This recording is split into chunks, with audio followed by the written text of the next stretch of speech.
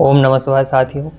आज आप जानेंगे कि आखिर यह जो शब्द है ओम, इसको हमें कैसे बोलना चाहिए, कब बोलना चाहिए, आखिर इसकी उत्पत्ति कैसे हुई। सबसे मुख्य प्रश्न, भगवान शिव के पंचमुखी अवतार ने इन ओम को किन किन स्वरों के माध्यम से इसका निर्माण किया।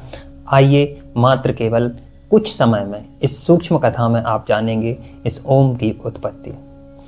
एक समय की बात है जब महादेव स्वयं भगवान विष्णु और भगवान ब्रह्मा को अवतार देखने आए थे और उन्होंने उनके अहंकार को तोड़ा था। उस समय भगवान ने अपने पंचमुखी अवतार से अपने पंचभूत कार्यों को उनके समक्ष बताया। भगवान ने बताया कि आखिर मुझे प्रसन्न करने के लिए आपको ओम का जाप कैसे करना है।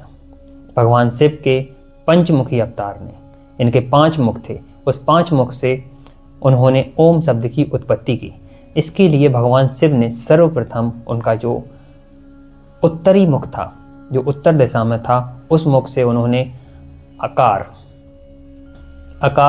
ध्वनि दी। उसके बाद पश्चिमी मुख से उन्होंने उकार ध्वनि दी। उसके बाद उन्होंने दक्षिणी मुख से मकार ध्वनि दी। उसके बाद उन्होंने पूर्व मुख से बिंदु ध्वनि दी। उसके बाद उनका जो मध्यवर्ती मुख था उससे नाद ध्वनि दी। आइए मैं थोड़ा सा और डिटेल में आपको बताता हूँ। आकार से लिया गया आ, ओकार से लिया गया ऊ और मकार से लिया गया माँ। और उसके बाद बिंदु का अर्थ है आपको एक क्षण भर के लिए, अल्प समय के लिए आपको ठहराव करना है। और उसके बाद नाद, जो मध्यवर्ती मुख था महादेव का, उसका अर्थ है कि आपको गहरे मौन में जाना है। इसी प्रकार आप जब भी ओम का उच्चारण करें तो आपको ओम नहीं बोलना है, ओ।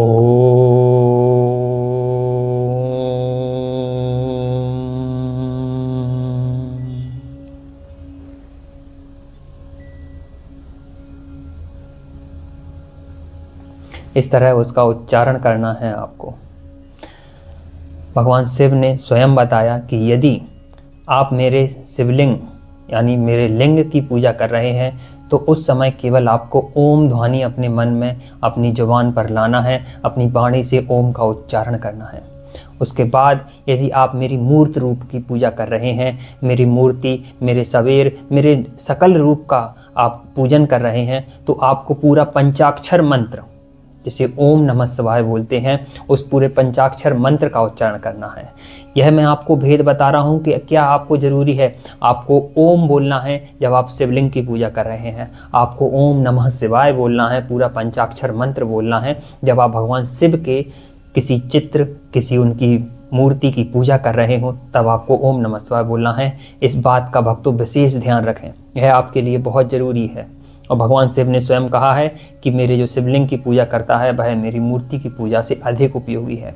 इस प्रकार से भगवान शिव ने इस संसार में जो प्रथम ध्वनि थी, जो प्रथम ध्वनि जिसमें हम अपनी आत्मा से मिलन करते हैं, केवल आपको क्षण भर में आप अपनी आत्मा, अपने शिव से मिलन कर सकते हैं। जब हमारी वाणी से ओम का उच्चारण होता है तो इसकी ध्वनि सीधे शिव लोक तक गुंजायमान होती है। स्वयं सीधे शिव के कर्ण प्रिय ध्वनि है जो, वह स्वयं सीधे शिव से संपर्क करती है।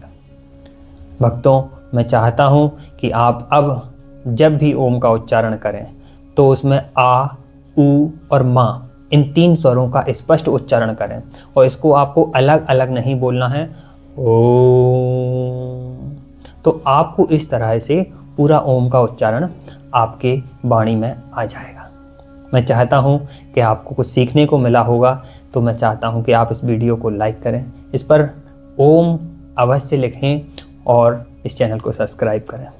हर हर महादेव साथियों।